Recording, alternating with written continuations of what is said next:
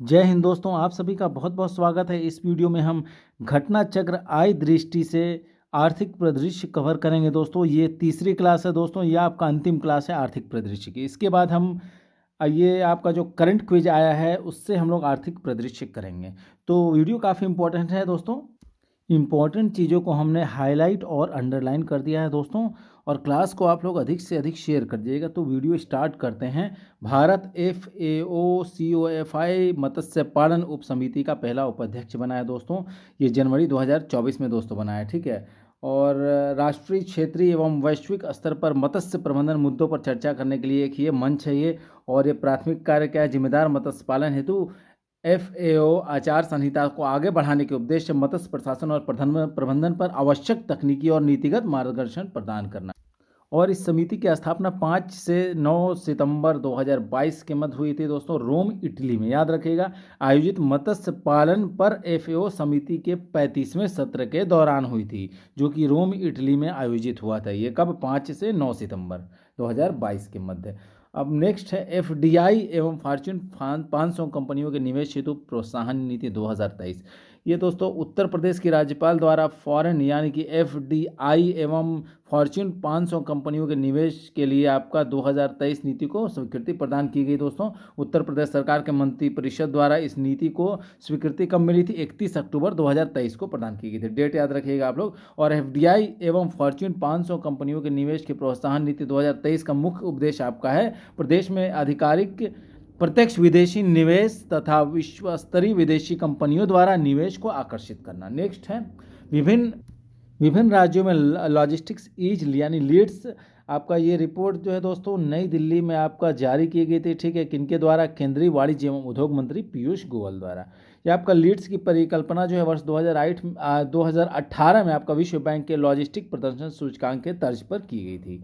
और दोस्तों इसमें आपका जो है श्रेणी में देख लीजिए कौन कौन से राज्य हैं। लक्ष्य प्राप्त करने वाले श्रेणी है, और एक आप तेजी से आगे बढ़ने वाले, और एक आकांक्षी। तो लक्ष्य ये श्रेणी में आपका पहले देखते हैं स्थल रुद्ध समूह यानी कि लैंड लॉक्ड ग्रुप में आपका हरियाणा, पंजाब, तेलंगाना और उत्तर प्रदेश भी दोस्तों आता है इसमें लक्ष्य प्राप्त करने वाले में, ठीक है। यूपी भी आता है। और तेजी से आगे बढ़ने वाले में मध्य प्रदेश, राजस्थान, उत्तराखंड। आकांक्षी में आपका बिहार आता है, जो कि BPSC के लिए इंपॉर्टेंट रहेगा दोस्तों।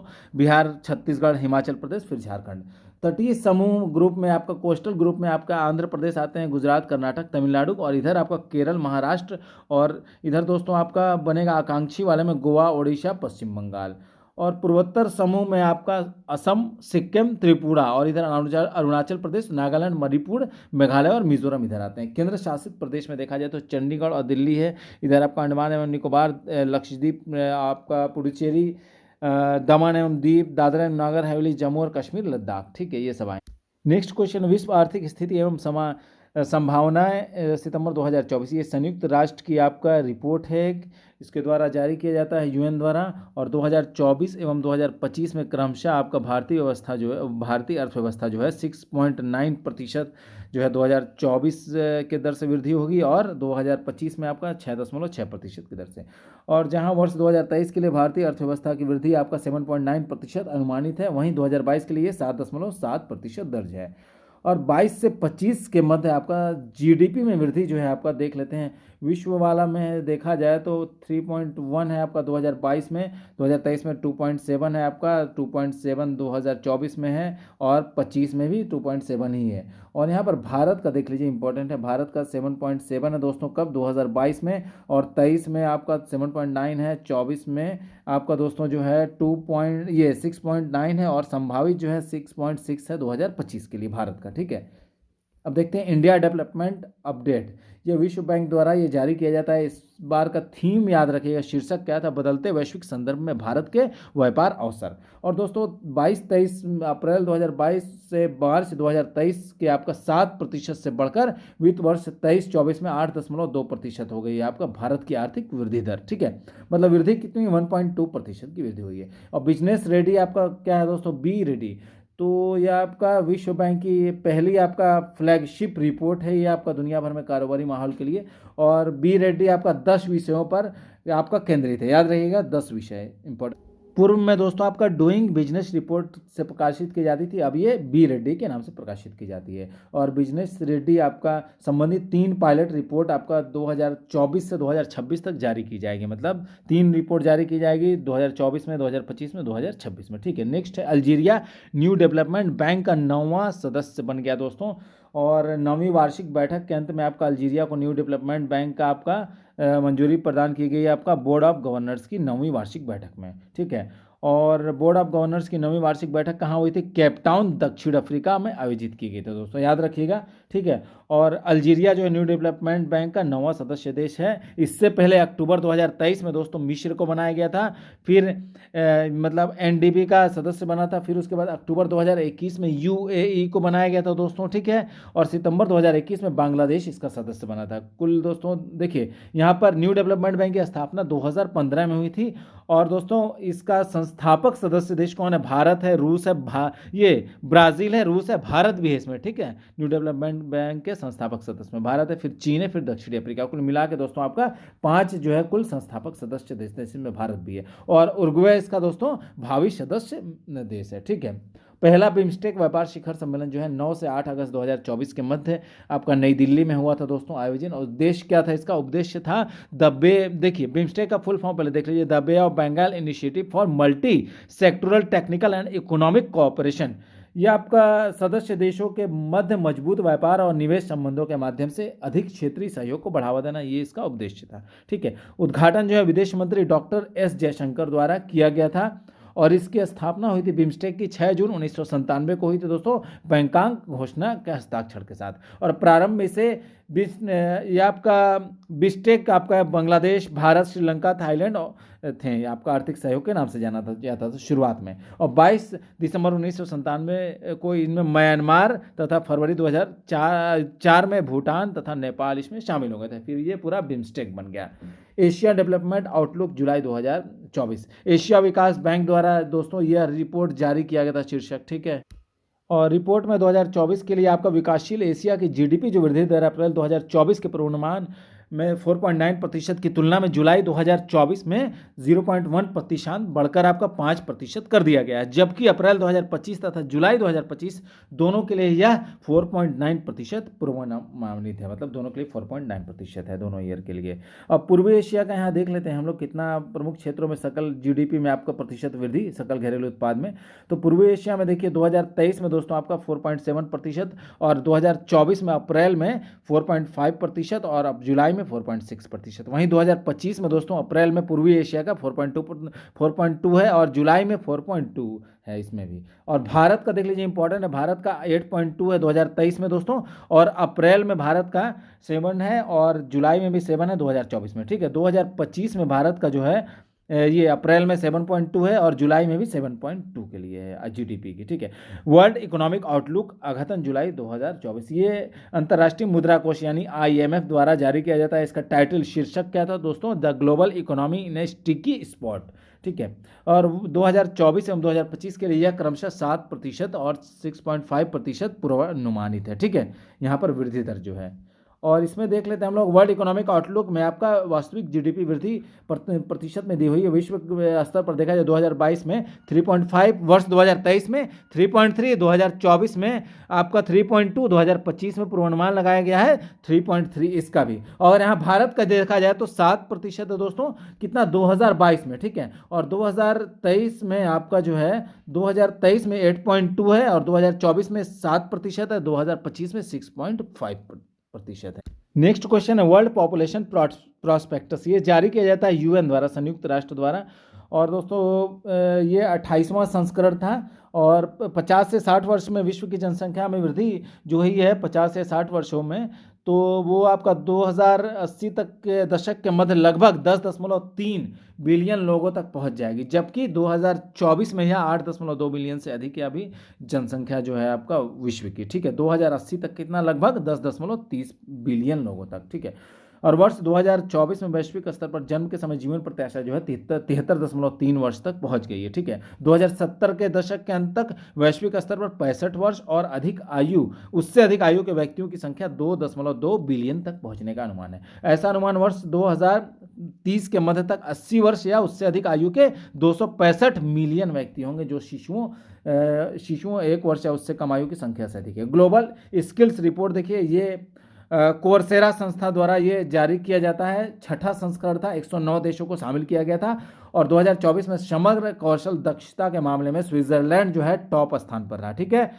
और 2023 में भी जो दोस्तों जो है समग्र रैंकिंग में स्विट्जरलैंड को ही टॉप स्थान मिला था। ठीक है, और सूडान ने अंतिम स्थान मिला है, सूडान को 109 स्थान मिला है, 109 रैंक लास्ट पर सूडान है। ठीक है, और रिपोर्ट के अनुसार ग्लोबल स्किल रैंकिंग में आपका 109 देशों को दोस्तों शामिल किया गया था। ठीक है, और भारत वर्ष 2024 में 87 रैंक था भारत का, याद रखिएगा, और 2023 में 60 रैंक था भारत का। एशिया प्रशांत में देखा जाए तो भारत 17 रैंक पर है एशिया प्रशांत क्षेत्र में। स्टेट स्किल रैंकिंग के संदर्भ में शीर्ष भारतीय राज्य कौन कौन से हैं? तो पहला है स्टेट ऑफ पंजाब, दूसरा चंडीगढ़, तीसरा पश्चिम बंगाल, फिर हरियाणा, फिर उसके बाद स्टेट ऑफ हिमाचल प्रदेश। उत्तर प्रदेश जो है 13वें स्थान पर दोस्तों इस क्रम में, और यूपीपीएससी के लिए बहुत इंपॉर्टेंट है। और बिहार जो है 16वें स्थान पर है इस क्रम में, बीपीएससी के लिए आपको बहुत इंपॉर्टेंट रहेगा। नेक्स्ट है वैश्विक प्रेशर तथा विश्व बैंक समूह की रिपोर्ट जो है ये जारी की गई विश्व बैंक समूह द्वारा। शीर्षक क्या है, टाइटल याद रखिएगा, remittance slowed in 2023 expected to grow faster in 2024। ये 2024 एवं वर्ष 2025 के लिए यह क्रमशः 2.3% एवं 2.8% की वृद्धि दर के साथ क्रमशः 671 बिलियन यूएस डॉलर तथा 690 बिलियन यूएस डॉलर पूर्व अनुमान किया गया है।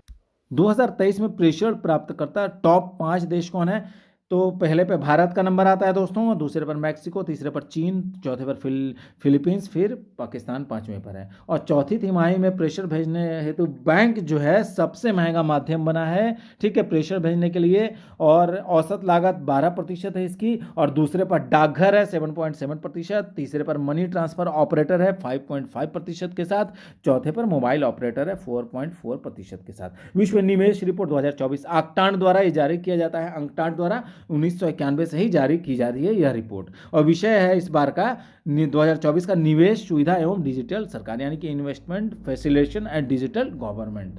2% की कमी दर्ज की गई दोस्तों वैश्विक एफडीआई में, और ये वैश्विक प्रत्यक्ष विदेशी निवेश जो है घटकर 1.3 ट्रिलियन डॉलर हो। और 2023 में एफडीआई आपका आउटफ्लोज में की दृष्टि से शीर्ष 20 घरेलू अर्थव्यवस्थाओं में से 9 अर्थव्यवस्था एशिया से संबंधित है। ठीक है, और इस संदर्भ में भारत जो है 20वें स्थान पर है, जबकि यूएसए, जापान तथा चीन क्रमशः पहले, दूसरे और तीसरे स्थान पर। देखिए, पहले पर यूएसए है, दूसरे पर जापान है, तीसरे पर चीन का नंबर आता है, फिर उसके बाद दोस्तों चौथे स्थान पर स्विट्जरलैंड है और 5वें पर हांगकांग है। याद रखिएगा, आपका क्रम से पूछा जाता है, इंपॉर्टेंट है। और विश्व निवेश रिपोर्ट 2024 के अनुसार 2023 में भारत जो है 28 बिलियन यूएस डॉलर का प्रत्यक्ष विदेशी निवेश अंतर्प्रवाह दर्ज किया गया है, जो विगत वर्ष की तुलना में 42.86% कम बता रहा है। ठीक है, और दोस्तों 2023 में विकासशील एशिया विश्व में एफडीआई का सबसे बड़ा प्राप्तकर्ता क्षेत्र है। 2023 में वैश्विक एफडीआई अंतर्प्रवाह में एशिया की जो हिस्सेदारी है वो 46.62% है। एशिया प्रथम स्थान पर है। ठीक है, एफडीआई अंतर्प्रवाह में। और दूसरे पर दोस्तों आपका यहाँ पर आता है, दूसरे पर चीन का यहाँ पर दोस्तों ये दोस्तों 2023 में एफडीआई अंतर्प्रवाह में शीर्ष 5 अर्थव्यवस्थाएं कौन सी है ये देखिए। यूएसए पहले स्थान पर है, दूसरे पर चीन है, तीसरे पर सिंगापुर है, हांगकांग चौथे पर है, और दोस्तों 5वें पर ब्राजील है। और एफडीआई अंतर्प्रवाह के संदर्भ में 2023 में भारत विश्व में जो है दोस्तों 15वें स्थान पर है भारत। ठीक है, और 2022 में 8वें स्थान पर था। याद रखिएगा, 2023 में भारत से एफडीआई जो बहिर्प्रवाह हुआ है वो 13.33% की कमी के साथ 13 बिलियन डॉलर दर्ज किया गया, जबकि 2022 में 15 बिलियन डॉलर था ये। नेक्स्ट है वैश्विक आर्थिक संभावनाएं, जो है विश्व बैंक समूह की ये आपका अर्धवार्षिकी रिपोर्ट है। ये 8.2% अनुमानित है अर्थव्यवस्था की वृद्धि जो है इसके अनुसार जो है। और 2024, 25 और 26 में दोस्तों क्रमशः ये दिया है। 2024 में 6.6%, 2025 में 6.7%, 2026 में 6.8% होने का अनुमान है दोस्तों ये क्रमशः। ठीक है, 2021 में 9.7% भारतीय अर्थव्यवस्था की वृद्धि, 2022 में 7% रही। ठीक है, और वैश्विक वृद्धि विकास दर जो है वर्ष 2024, 25 और 26 के लिए क्रमशः 2024 के लिए 2.6%, 2025 के लिए 2.7% और 26 के लिए 2.7% ये भी। और यूएसए की आर्थिक वृद्धि दर जो है 2022 में आपका 1.9% रही, जबकि 2023 में यह 2.5% अनुमानित की गई है, ठीक है। और 24, 25 और 26 में यूएसए की आर्थिक वृद्धि दर दोस्तों आपका 2.5, 1.8 तथा 1.8% क्रमशः है, ठीक है। पूर्वी एशिया और प्रशांत क्षेत्र की वृद्धि दर जो है 2023 में 5.1% पूर्वानुमानित है। और दोस्तों नेक्स्ट है जिम्बाब्वे द्वारा नई स्वर्ण समर्थित मुद्रा जिग का अनावरण। ये जिग जो है गोल्ड का संक्षिप्त रूप है दोस्तों, ये जिम्बाब्वे गोल्ड का, ठीक है। तो यहाँ पर जो है दोस्तों जिम्बाब्वे गोल्ड में इंपॉर्टेंट देख लीजिए, बैंक नोट एवं सिक्के 8 मूल्य वर्गों, देखिए 8 मूल्य कौन सा है, 1 है, 2 है, 5 है, 10 है, 20 है, 50 है, 100 है और 200 में पेश किए जाएंगे, ठीक है, याद रखिएगा 8 मूल्य। और उद्देश्य जो है आपका इसका क्या है, बढ़ती मुद्रास्फीति को रोकना तथा देश की लंबे समय से कमजोर अर्थव्यवस्था को स्थिर करना इसका उद्देश्य है। ग्लोबल इलेक्ट्रिसिटी रिव्यू देखिए, यह आपका एम्बर द्वारा जारी किया जाता है दोस्तों, और इसमें आपका वैश्विक विद्युत उत्पादन जो है 2023 में 30% उत्पादन नवीकरणीय ऊर्जा का रहा है, जो सौर एवं पवन ऊर्जा में उत्पादन में वृद्धि से प्रेरित था। और वर्ष 2000 सन 2000 में दोस्तों वैश्विक विद्युत उत्पादन में नवीकरणीय ऊर्जा का हिस्सा 19% था, और सन 2000 में सौर एवं पवन ऊर्जा की वृद्धि दर 0.2% थी, जो बढ़कर 2023 में 13.4% हो गई। और वर्ष 2023 में प्रति व्यक्ति सर्वाधिक विद्युत उपभोग करने वाले टॉप 5 देश कौन से हैं? पहले पर कनाडा है, दूसरे पर यूएसए, तीसरे पर आपका दक्षिण कोरिया, चौथे पर जापान, पांचवें पर रूस। भारत जो है 10वें स्थान पर है इसमें, ठीक है। विश्व में प्रति व्यक्ति विद्युत खपत जो है आपका 3.7 मेगावाट है, और यह कनाडा जो है इसमें पहले स्थान पर 15.9, और सर्वाधिक है कनाडा, ठीक है, पहले स्थान पर। भारत में जो है प्रति व्यक्ति विद्युत उपभोग जो है 1.4 मेगावाट है, ठीक है। और 2023 में सर्वाधिक सौर ऊर्जा का उत्पादन जो है चीन में किया गया। सौर ऊर्जा की बात हो रही है, चीन पहले नंबर पर है, यूएसए दूसरे पर है, भारत यहां पर तीसरे नंबर पर है सौर ऊर्जा में, चौथे पर जापान है, पांचवें पर जर्मनी है। और पवन ऊर्जा में देखा जाए, पहले पर चीन है पवन ऊर्जा में, दूसरे पर यूएसए, तीसरे पर जर्मनी, चौथे पर ब्राजील, और भारत जो है 5वें स्थान पर है दोस्तों, ठीक है।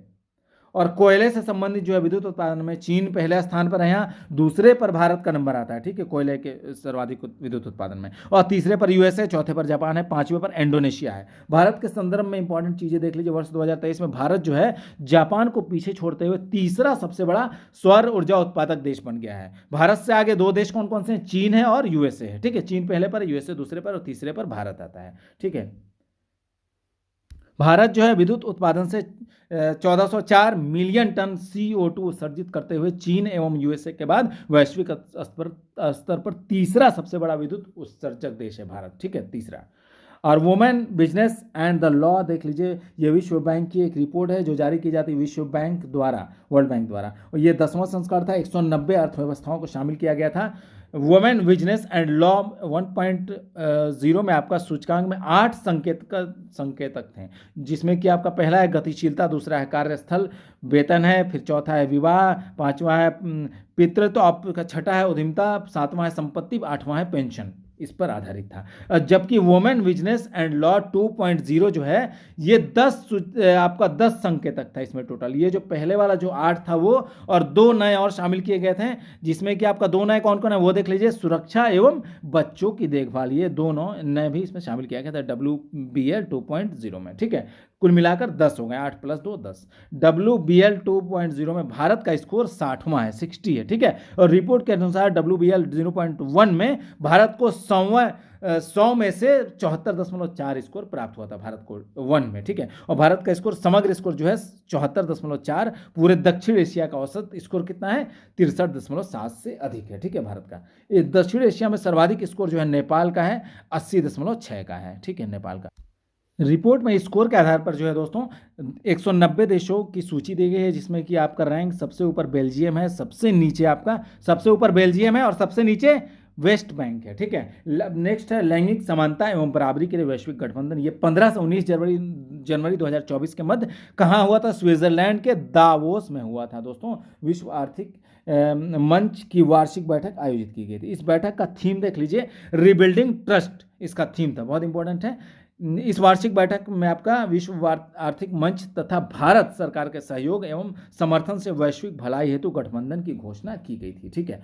और उद्देश्य था आपका महिलाओं के स्वास्थ्य, शिक्षा एवं उद्यम के चिन्हित क्षेत्रों में वैश्विक सर्वोत्तम प्रथाओं, ज्ञान साझाकरण एवं निवेश के एक साथ लाना है इसमें, ठीक है। यह गठबंधन जो है G20 ढांचे के तहत व्यापक वैश्विक समुदाय के लाभ हेतु G20 जैसे बिजनेस 20, वुमेन 20 और G20 एम्पावर को आगे बढ़ाएगा, ठीक है। और प्रतीक चिन्ह में अक्षर ई है दोस्तों, ये समता और समानता का प्रतिनिधित्व करता है, उसको दर्शाता है, ठीक है। वैश्विक जोखिम रिपोर्ट देखते हैं, ये जारी करता है विश्व आर्थिक मंच द्वारा जारी किया जाता है। ये 19वां संस्करण था। ये दोस्तों ज्यूरिख इंश्योरेंस ग्रुप एवं मार्श मैकलेलन के सहयोग से तैयार की गई थी ये रिपोर्ट। और अगले 2 वर्षों में विभिन्न अर्थव्यवस्थाओं जैसे भारत, यूएसए, यूके, मैक्सिको तथा इंडोनेशिया में लगभग 3 बिलियन लोगों के चुनाव मतदान में शामिल होने की संभावना है दोस्तों।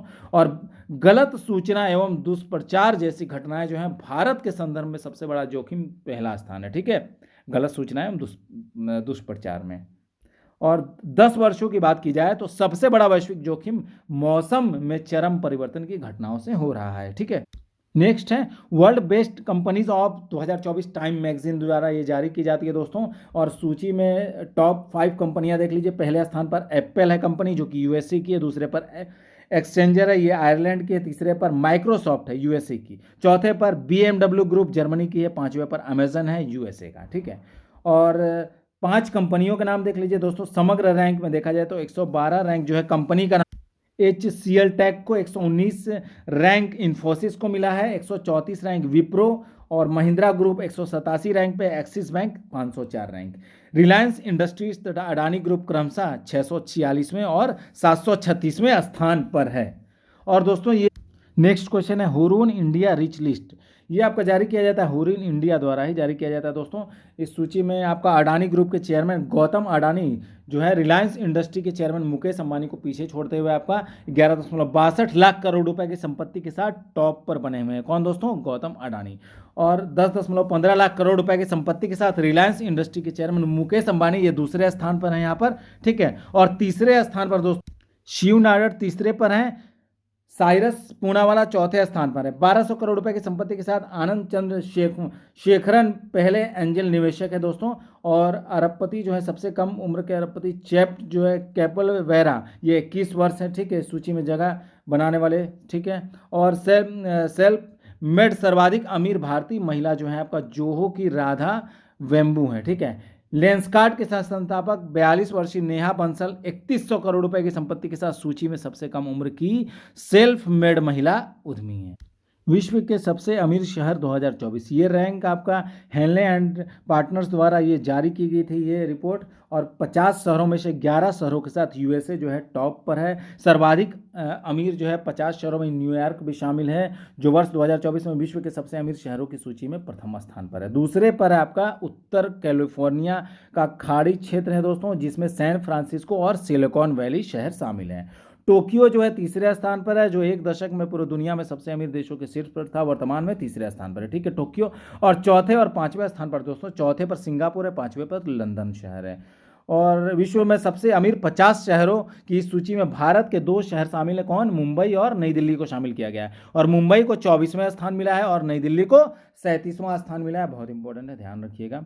विश्व के अरबपतियों की सूची 2024 ये फोर्ब्स पत्रिका द्वारा जारी किया जाता है दोस्तों।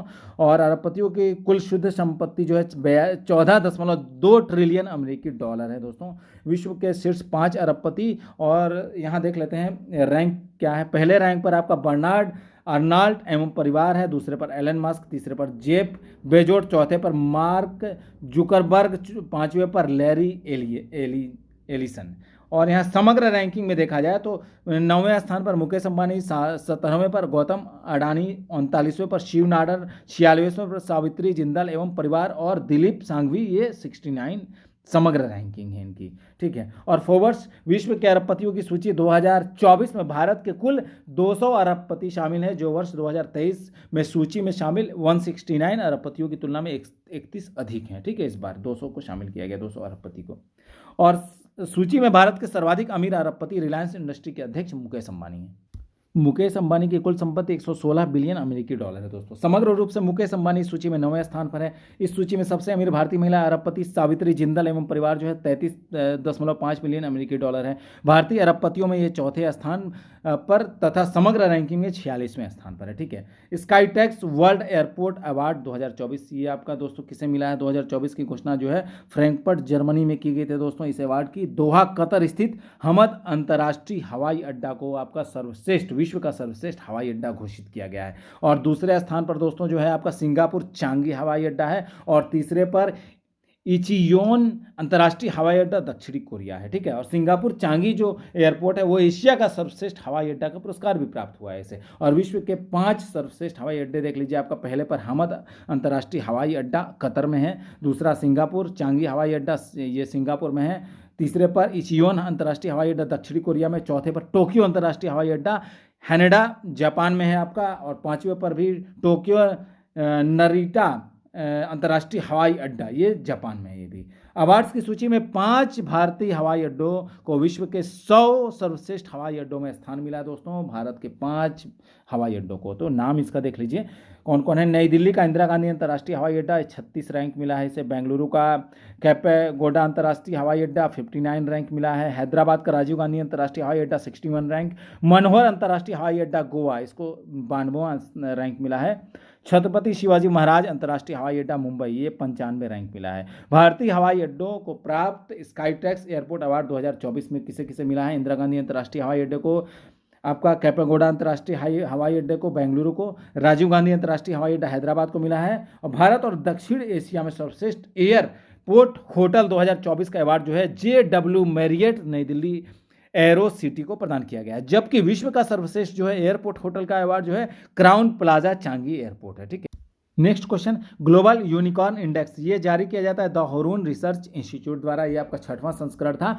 विश्व का यूनिकॉर्न कुल 5 ट्रिलियन US डॉलर है, जो जापान की GDP के लगभग बराबर है। ये सर्वाधिक यूनिकॉर्न के संदर्भ में शीर्ष 5 देश कौन है? पहले पर USA है, दूसरे पर चीन है, और भारत का यहाँ तीसरा नंबर आता है 67 यूनिकॉर्न, याद रखिएगा। ठीक है, भारत का तीसरा नंबर है। यूके आपका चौथे स्थान पर है, 5वें पर आपका जर्मनी है। और ग्लोबल यूनिकॉर्न इंडेक्स 2024 में टॉप 5 यूनिकॉर्न कौन कौन से हैं? ये आपका बाइट डांस ये चीन पहले स्थान पर है, स्पेस एक्स USA ये दूसरे स्थान पर है, ओपन AI USA ये तीसरे स्थान पर है, एंट ग्रुप चीन ये चौथे स्थान पर है, और 5वें पर शीन चीन ये 5वें पर है। ठीक है, ये हुरून ग्लोबल रिच लिस्ट 2024 जारी कौन करता है? हुरून द्वारा ये जारी किया जाता है दोस्तों।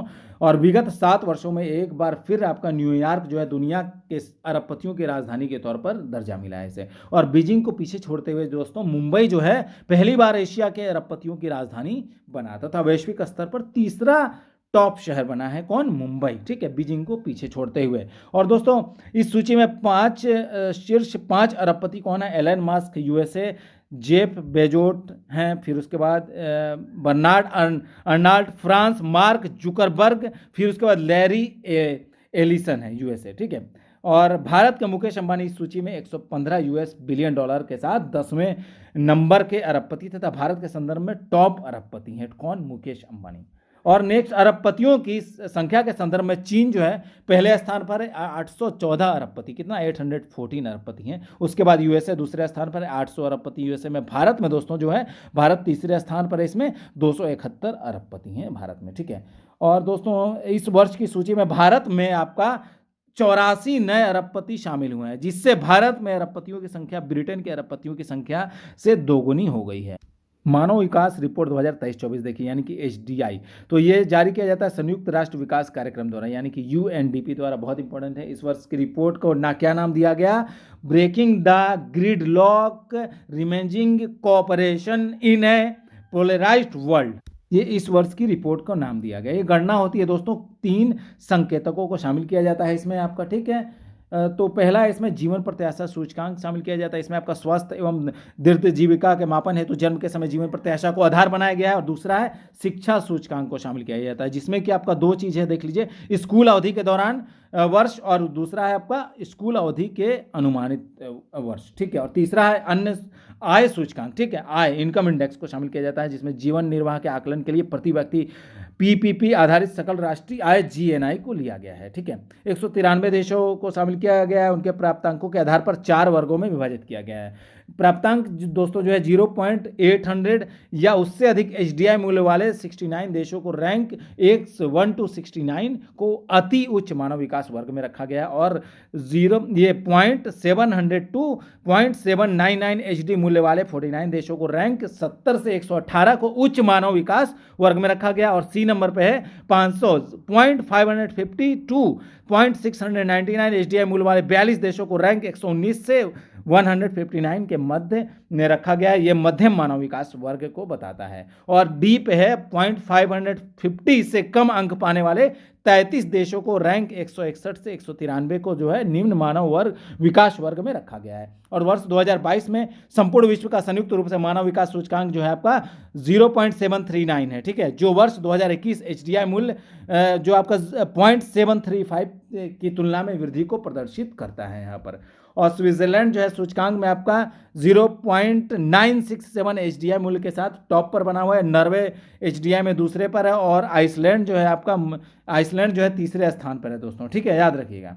नॉर्वे दूसरे पर, आइसलैंड तीसरे पर, पहले पर स्विट्जरलैंड है। और सूची में हांगकांग जो है आपका चौथे स्थान पर है और डेनमार्क आपका दोस्तों और डेनमार्क और स्वीडन को संयुक्त रूप से 5वां स्थान मिला है इसमें। और मानव विकास की दृष्टि से 2022 में आपका सबसे दयनीय स्थिति सोमालिया 193 रैंक थी, ठीक है। उसके बाद दक्षिणी सूडान 192 रैंक, मध्य अफ्रीकी गणराज्य 191 रैंक, नाइजर तथा चाड दोनों की 189 रैंक थी क्रम, ठीक है, समग्र। और क्रमशः सबसे कम मानव विकास वाले देश हैं ये, ठीक है। और मानव विकास सूचकांक की अवधारणा जो है आपका ये पाकिस्तानी अर्थशास्त्री महबूबुल हक तथा नोबेल पुरस्कार विजेता भारतीय मूल के अमेरिकी नागरिक अर्थशास्त्री अमर्त्य सेन ने किया था। याद रखिएगा, मानव विकास रिपोर्ट के पहले संस्करण का प्रकाशन 1990 में इन्हीं दोनों अर्थशास्त्रियों की मदद से किया गया था। वर्ष 2014 में मानव विकास सूचकांक के साथ जो है आपका लैंगिक विकास सूचकांक भी प्रकाशित किया गया है, ठीक है। और असमानता जो है आपका दोस्तों समायोजित मानव विकास सूचकांक की रैंकिंग में शीर्ष स्थान पर आइसलैंड है, HDI मूल्य 0.910 है, जबकि नॉर्वे दूसरे पर स्थान पर है और डेनमार्क तीसरे स्थान पर है इसमें, ठीक है।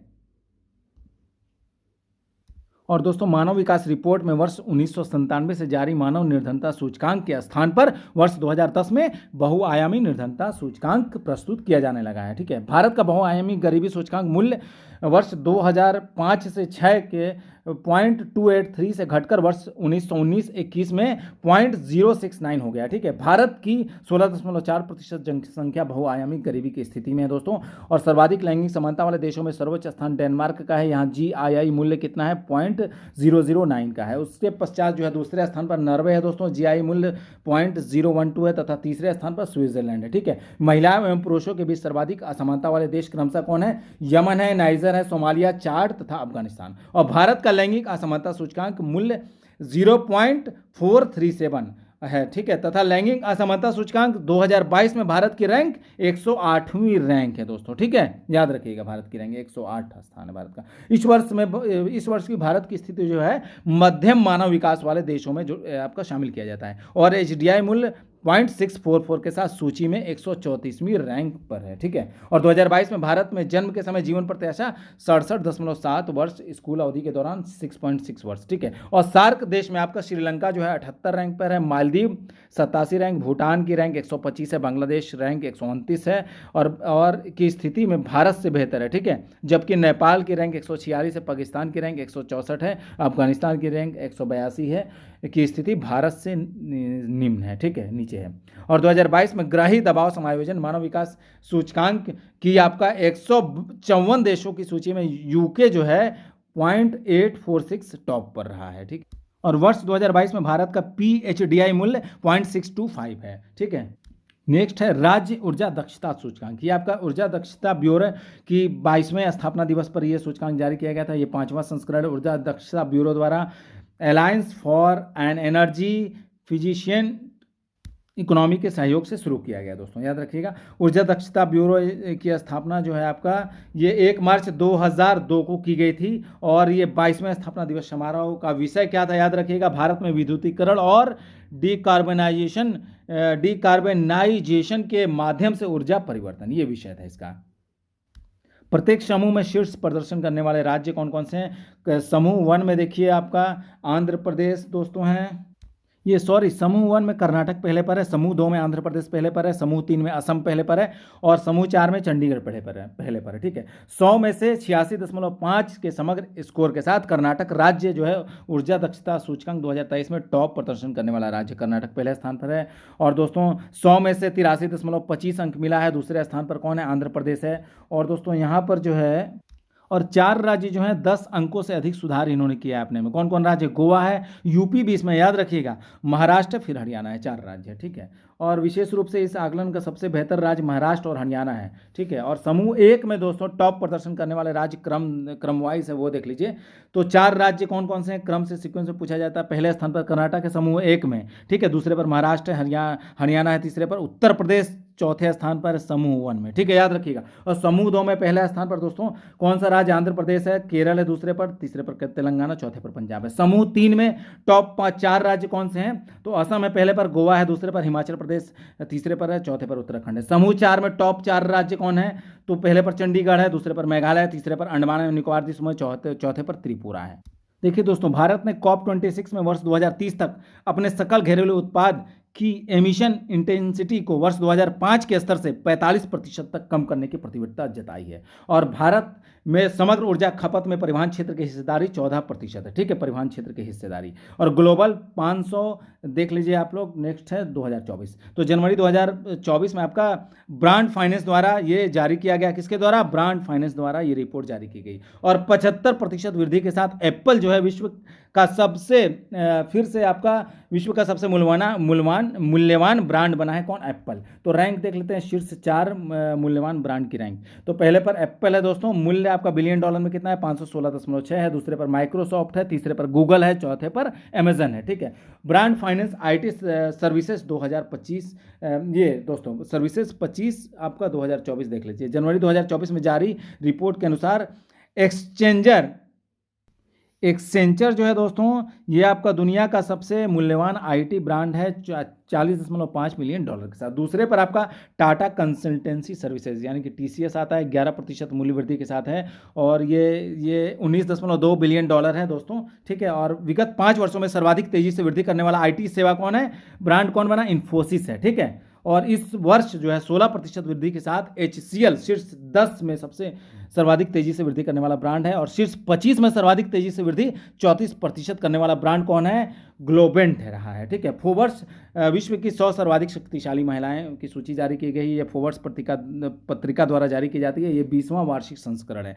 और सूची में USA की आपका टेलर स्विफ्ट आपका सबसे युवा जो है 33 वर्ष उम्र है इनका, शक्तिशाली महिला इनको घोषित किया गया है। वहीं USA की ही जूडी फाकनर सबसे उम्रदराज जो कि 80 वर्ष है, इनको भी सबसे शक्तिशाली उम्रदराज महिला घोषित किया गया है। फोर्ब्स सूची में शामिल टॉप 3 महिलाएं कौन सी हैं? आपका Ursula van der Leyen Germany, ये राजनीतिक एवं नीति से संबंधित है, ये पद है इनका। और दूसरे पर क्रिस्टीन लेगार्ड है, ये फ्रांस की हैं, ये भी राजनीति एवं नीति से संबंधित है। तीसरे पर कमला हैरिस है, ये भी USA से और ये राजनीति एवं नीति से संबंधित। और इस वर्ष की सूची में 4 भारतीय महिलाओं को जगह बनाई, 4 भारतीय महिलाओं को शामिल किया गया इस बार की सूची में। और भारतीय वित्त मंत्री निर्मला सीतारमण इस वर्ष की सूची में 32वें स्थान पर है। और दोस्तों रोशनी नाडर मल्होत्रा जो है 60वें स्थान पर है, जबकि शोभा मंडल जो है 70वें स्थान पर है और किरण मजूमदार शाह 76वें स्थान पर है। दोस्तों 4 भारतीय महिलाओं को शामिल किया गया था। दोस्तों आज की जानकारी यहीं समाप्त करते हैं।